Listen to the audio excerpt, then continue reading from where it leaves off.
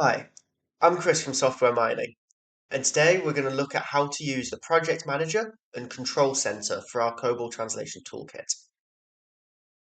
Here I've got our correct center open, and this is the original translation toolkit which we spoke about in the last video, as I want to show you what happens when you try and translate some code with an error in it.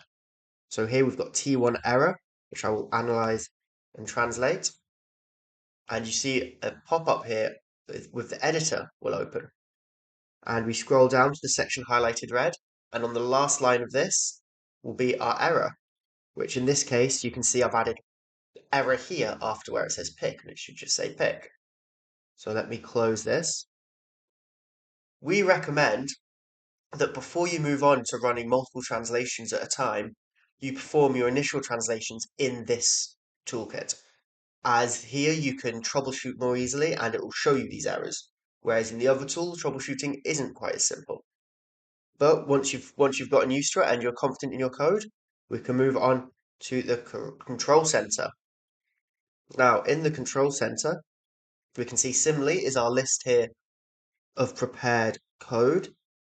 And if we right click, I want to show you that we have got multiple options here. We've got select all, select untranslated, select errored, and so on. Now, these are all pretty self-explanatory, but these are a quick way to select, let's say, the untranslated code, and this will sort through all our files and highlight the ones that have not yet been translated. Then we're running on one thread at the moment, which is what we recommend, and we can click translate, and you can see here it's running the first translation. And all of these ones have turned blue on the left, and as you see, the one up here has been completed. It's moved on to the next one. We've got stop and kill up here. Stop will stop the translation after the current translation has been completed, whereas kill will terminate the translation there and then. We recommend using stop over kill, as kill can cause some problems with XML files and such. And that is how you translate multiple files at once using our toolkit. Now I'm going to show you how to use the project manager. Once you launch it, we go into call chain here, and you'll see a few drop downs here.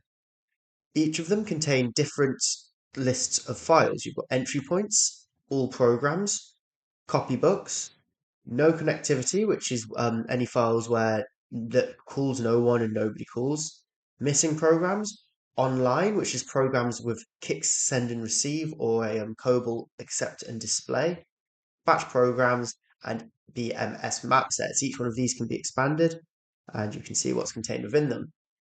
Below that here is the data view, and on file division, we can see categorize is all our different file types and what they're used in. And now let's look at the flowchart itself and how that can help us understand and document our application. So if we want to go, we can select any one of these as our is what we're going to look at on the flowchart. And on the flowchart itself here, a program is represented by a box, and calls are represented by lines connecting these boxes. We can move them around to more clearly see what's connected. So if you've got much more files than this in your flowchart, you can more easily see what's connected to what by moving them around. Now, if we click on one and we go to highlight links, that will just temporarily highlight what is connected through with what from that chain. So here we can see what's connected to those, to the COTRN02C1. It's just highlighting all of those. And if we wish to look deeper, we can click navigate, and that will show the downstreams of that application, of that program, sorry. If you wish to see anything upstream, you can simply click on the show associated checkbox here, and that will show the upstream as well as the down. Now, last thing I want to point out here is this middle menu here.